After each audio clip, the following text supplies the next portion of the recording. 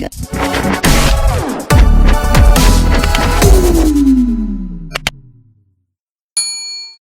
up, everybody? It's Flocka back at it again with another Madden YouTube video, and if you guys cannot tell, my voice is still kind of gone. It is slowly coming back, but by far this is one of the hardest videos I've ever had to make because it's not a video of now, it's a video of the whole year. I'm going to go over what I believe to be the best theme team throughout the whole year, which team got solid upgrades, which team had the highest peak during the year. All of that, we're going to go over a couple teams in which I think are in contention. Make sure to let me know in the comments which you believe to be is. I don't think there's any 100% correct answer. There's nobody that can get thrashed in the comments for putting a certain team because there are so many good theme teams throughout the year. But if you guys enjoy videos like this and want to see a lot more uploads in the Madden 22 season, make sure to turn on those notifications if you are new and subscribing, and also smash that like button. And my voice will probably be better by the next video, so it'll be a lot better. But anyways, boys, let's get right into the teams. As you guys can see right here, this is the overall theme teams upgraded to now. Today is actually July 18th. Don't know why I didn't know that. My birthday's actually tomorrow. I should have known that. But as you guys can see right here, there's a lot of teams with 99 everything. But like I said, this is throughout the whole year, not who's the best team right now, who had the best overall theme team throughout the whole year of Madden. I think you have your very certain ones that are always the best ones every single year. Everybody knows the Raiders are always one of the best theme teams. If you guys know this website, you can click it and then you can go see every single theme team built like this. The Raiders are always very good. I think quarterback is an position for them this year, but they always got Randy Moss. Jerry Rice is always good on a theme team. Ronnie Lott. They always have a lot of very, very good players. They got both of the Woodsons, DRC.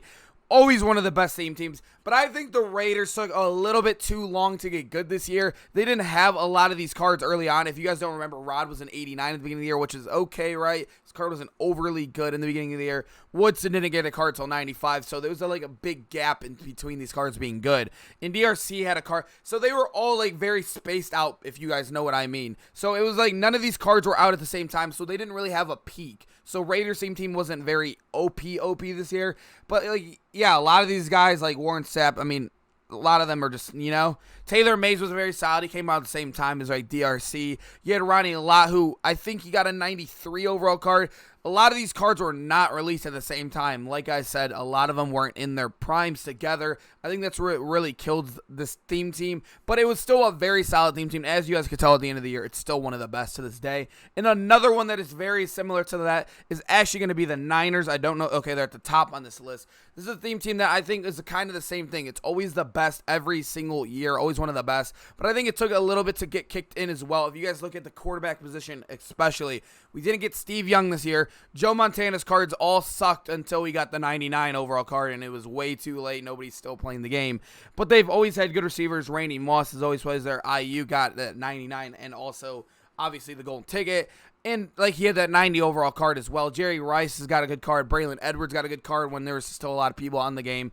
It was a very solid year. Raheem Mostert, one of the best running backs throughout the whole year by far, not even close. And Reggie Bush as well, one of the best running backs throughout the whole year as well. Ronnie Lott, you had a lot of guys like this. But this is still a team I don't think was the best this year. And not, like, I feel like the team that I am going to announce is, like, it was a very popular one. Everybody was using it. Literally everybody was using it. I think you guys already know what it is by now. Let's get right to it. You may have guessed it, but yes, it is going to be the Washington football theme team. As you guys can see right now, it kind of fell off, but in the peak year when Madden was in its prime, everybody was playing the game. It was the biggest sports game. I don't even know if I would say that, but everybody was still playing the game.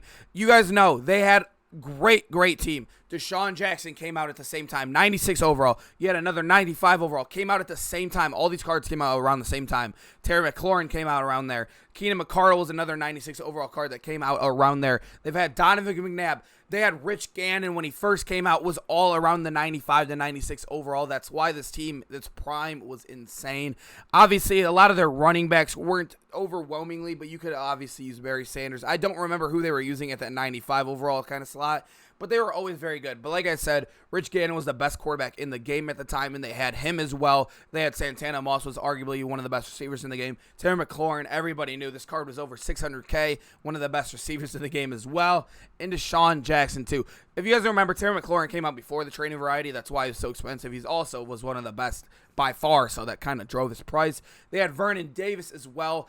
Another Demon, very expensive card as well. Chris Cooley, a 93 they had. This team was loaded, and like I said, a lot of these cards came out at the same time. That's why the peak was so high. That's why you saw everybody using the Washington football team. I even dabbled in with a 25. I literally think I could count at least 20 people in the community that I know personally that has used a Washington football team because it was stacked. It was literally stacked. Sean T got a 95 overall card as well.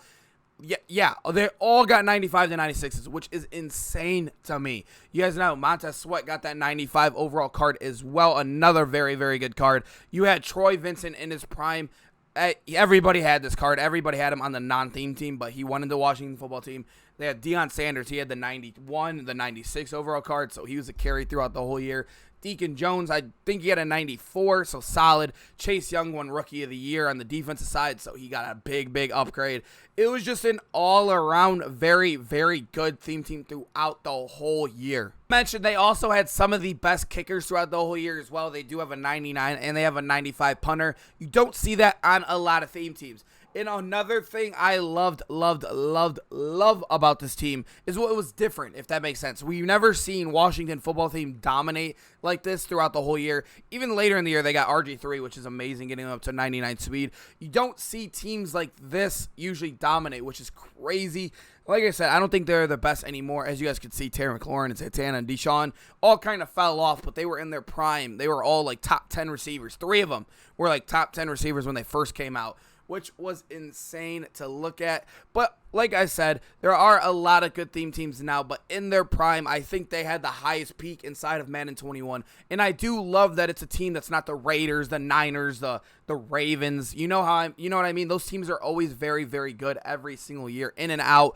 But it's crazy to see a team like Washington just somehow pop off this year. Go into some other honorable mentions. Another one is going to be the Ravens, though. This is a very good, very, very good team as well, especially this late in the year. Look at their team. I mean, just look at their team this late in the year. But looking at it in the beginning of the year, Lamar didn't have the craziest of upgrades until his 97, so they didn't really have a great quarterback. They had Steve McNair, which was solid, not too overwhelming. They just didn't have, like, the best of quarterbacks until maybe, I'd say, like, Dak Prescott came out. That's about it, honestly, in my opinion. But Dez Bryant, yeah, Devin Hester, Andre Johnson, nothing crazy at the receiver position either. Honestly, I'm not a big fan of any of these guys. I think Dez is okay on the team, but I'm not a big fan of any of these guys at all. Running back, they had Mostert, Barry Sanders. I wouldn't use any of those two guys. But the defense was solid as well.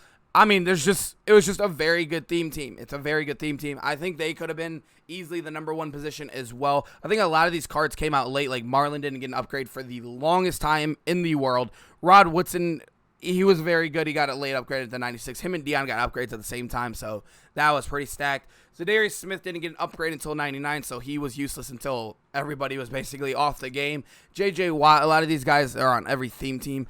I think they were just they were very good. It's just I think their peak wasn't as high as the Washington theme team. Also very good theme teams like the Bucks and the Chiefs when both the Super Bowl promo came out. I almost completely messed up right there.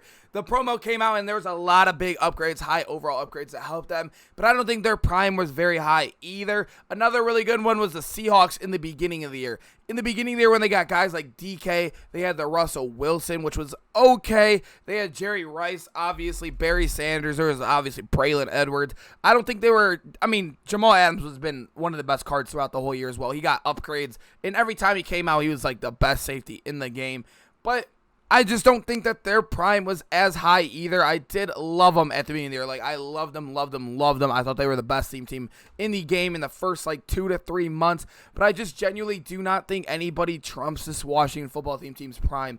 Like I said, it's one that I can't perfect. There's no way that I could possibly get this right and make everybody happy in the comments. I know it's impossible. But make sure to let me know who your number 1 theme team is.